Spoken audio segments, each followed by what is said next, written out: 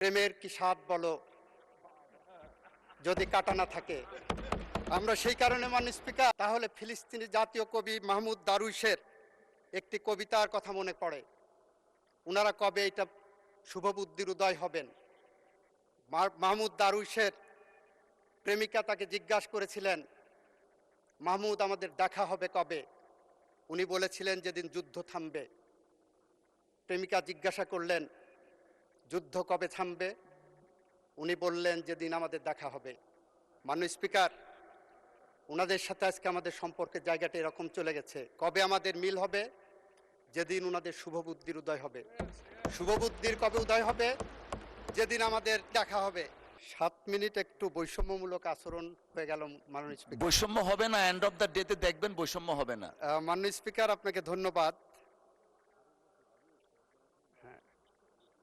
মাননীয় স্পিকার, আপনার মাধ্যমে এই সংসদে, এই মহান সংসদে আমি বিরোধী দলীয় নেতা সহ বিরোধী দলীয় সকল সংসদ সদস্যকে ধন্যবাদ জানাতে চাই।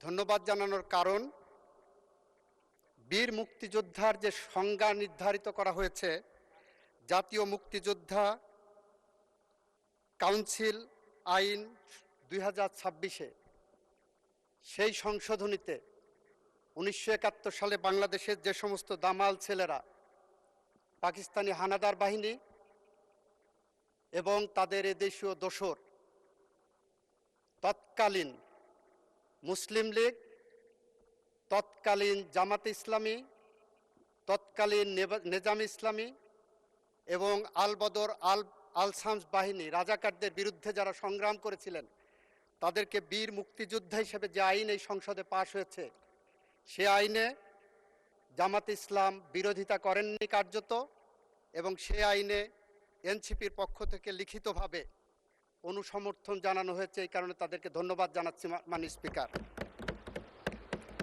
By operation of law and interpretation, তাহলে এটা এস্টাবলিশড হয়ে গেল যে 1971 সালে বাংলাদেশের স্বাধীনতা যুদ্ধে কারা বিরোধিতা করেছিলেন, কারা খুন গুম ধর্ষণের সাথে জড়িত ছিলেন, যারা বাংলাদেশের অগণিত অসংখ্য মানুষের জীবন কেড়ে নেওয়ার সাথে জড়িত ছিলেন। মাননীয় স্পিকার, আমরা যারা আজকে এই সংসদে দাঁড়িয়েছি, আজ থেকে প্রায় 2 বছর আগে আমাদের এবং ওনাদের জায়গা এক ছিল। আমরা নির্যাতিতদের পক্ষে ছিলাম। এই বাংলাদেশ 2 ভাগে বিভক্ত ছিল। এক ভাগে ছিল ফ্যাসিস্টরা, গুটি কয়েক লুটেরা, গুটি কয়েক খুনি, আর একদিকে ছিলাম আমরা সবাই, ওনারা এবং আমরা। সেখানে আপনিও ছিলেন মাননীয় স্পিকার। মাননীয় স্পিকার, আমরা মাঝে মাঝে বলি এই বাংলাদেশের যা কিছু শ্রেষ্ঠ অর্জন, তার সব কিছুর সাথে শহীদ রাষ্ট্রপতি জিয়াউর রহমান এবং তার পরিবার জড়িত আছে মাননীয় স্পিকার। মাননীয় স্পিকার, আমরা বলি জুলাই গণ অভ্যুত্থানের মধ্য দিয়ে অর্জিত এই বাংলাদেশে যে সংসদ গঠিত হয়েছে, এই সংসদ আগামী দিনে একটি বাংলাদেশ গড়তে চায়, যে বাংলাদেশ 71-এর মুক্তিযুদ্ধের চেতনার মধ্য দিয়ে অর্জিত এই বাংলাদেশে আমরা যাতে 90-এর গণ অভ্যুত্থান এবং 24-এর গণ অভ্যুত্থানকে ধারণ করে, চেতনাকে ধারণ করে আমরা এগিয়ে যেতে পারি। মাননীয় স্পিকার, মাননীয় স্পিকার, আমরা বিশ্বের দেশে দেশে দেখেছি বিপ্লব ঘটেছে, ফরাসি বিপ্লব ঘটেছে, জুলাই বসন্ত এসেছে, আরব বসন্ত এসেছে, অরেঞ্জ বসন্ত এসেছে। সমস্ত বসন্তের পরেই সে দেশের রাজনৈতিক দলগুলোর মধ্যে একটি সমঝোতা হয়। সেই সমঝোতার ভিত্তি হয় গণ অভ্যুত্থান, গণ অভ্যুত্থানের চেতনা। কিন্তু আমরা যেটা দেখছি, অত্যন্ত দুঃখের সাথে, পরিতাপের সাথে আমি লক্ষ্য করলাম, গতকাল জাতীয় সংসদে একটি লিফলেট পেলাম মাননীয় স্পিকার। সেই লিফলেটে ওনারা 11 দলীয় জোটের পক্ষ থেকে একটি লিফলেট দিয়েছেন, বিরোধী দল কেন সংস্কার চায়। সেখানে কয়েকটি পয়েন্ট দিয়েছেন। এই পয়েন্টের মধ্যে কোথাও জুলাই সনদের কথা বলা নাই মাননীয় স্পিকার। এখানে বলেছেন গণভোটের কথা। ব্যাখ্যা করেছি, জুলাই সনদ থেকে গণভোটকে ডেভিয়েট করা হয়েছে। That is a fraud on the constitution and that is a fraud on the law. এটা আমরা বলেছি। এখানে কোথাও জুলাই জাতীয় সনদ যেটা 33টি রাজনৈতিক দল স্বাক্ষর করেছিলেন তার কোথাও নাম চিহ্ন এখানে নাই মাননীয় স্পিকার।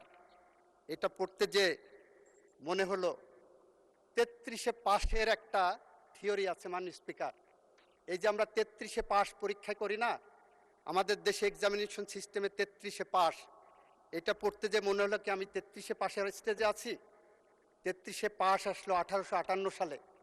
এই উপমহাদেশে যখন ম্যাট্রিকুলেশনের পরীক্ষা শুরু হবে সেই সময় কতই পাস হবে নির্ধারণ করতে পারছে না। তখন ব্রিটিশ শাসক ছিলেন, ব্রিটিশদের কাছে পাঠানো হলো যে 33-এ কততে পাস হবে। তখন ব্রিটেনে পাশের মার্কস ছিল 65 নাম্বার।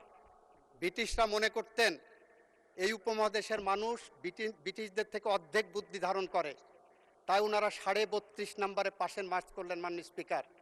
ওখানে ছিল 65, এখানে হলো 32.5। 4 বছর পরে 1862 সালে এটা 33 করা হলো।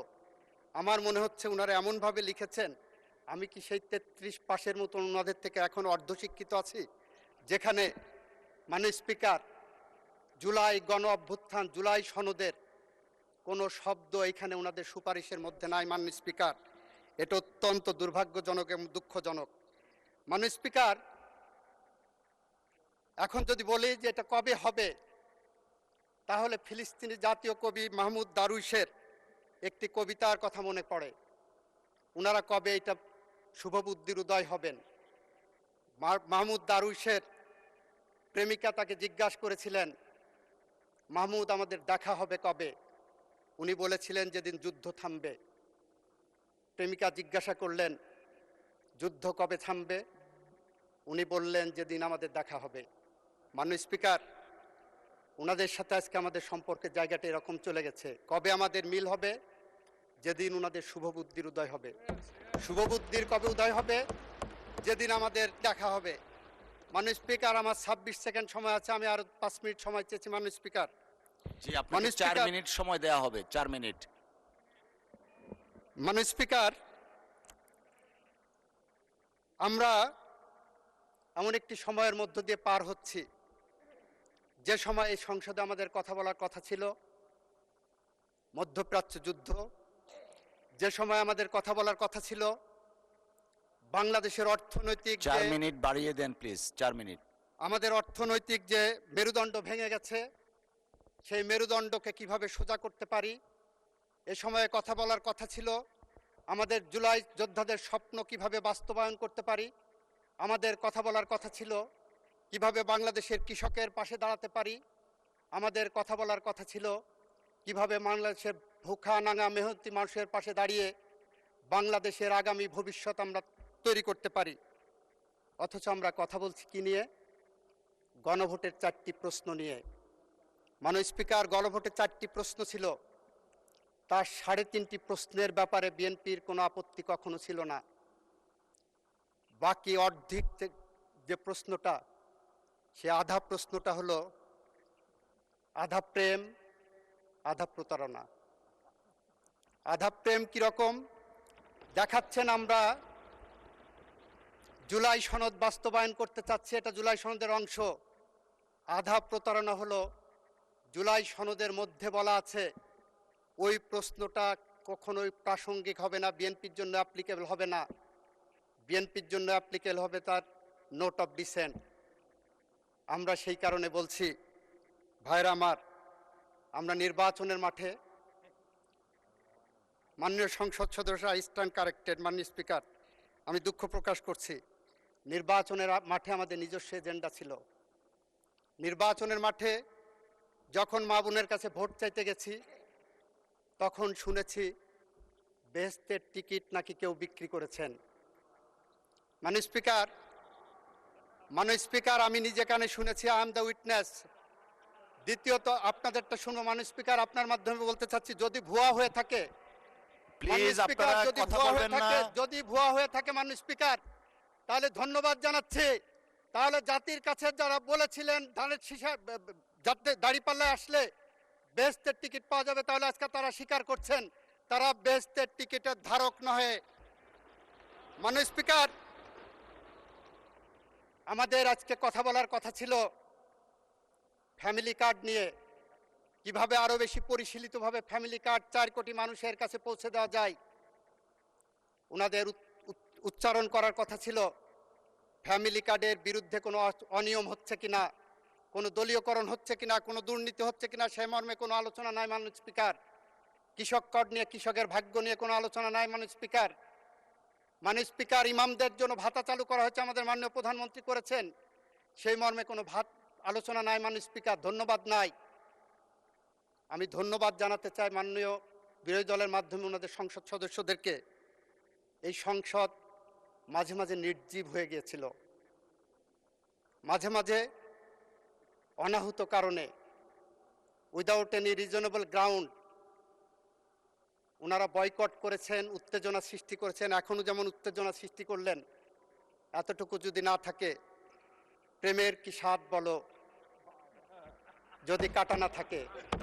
আমরা সেই কারণে মাননীয় স্পিকার বলছি, আসেন বাংলাদেশকে গড়ি, আসেন শহীদ রাষ্ট্রপতি জিয়াউর রহমানের আদর্শে গড়া যে বাংলাদেশ। আপনাদেরকে ধন্যবাদ জানাই, অনেকে শহীদ রাষ্ট্রপতি জিয়াউর রহমানের আদর্শের কথা বলেছেন, খালেদা জিয়ার কথা বলেছেন। আসেন সেই স্বপ্নের সিঁড়ি বেয়ে হেঁটে চলি। যদি আমরা ব্যর্থ হই, তাহলে কবি হেলাল হাফিজের ভাষায় আমরা উত্তর পুরুষের ভীরুকা পুরুষের উপমা হয়ে থাকব। নিশ্চয়ই আপনারা সেটা চান না, আমরা তো চাই না। আসেন সেই পথ ধরে হাঁটি। ধন্যবাদ মাননীয় সদস্য, ধন্যবাদ মাননীয় সদস্য। মাননীয় সদস্যবৃন্দ, আমরা মহান জাতীয় সংসদে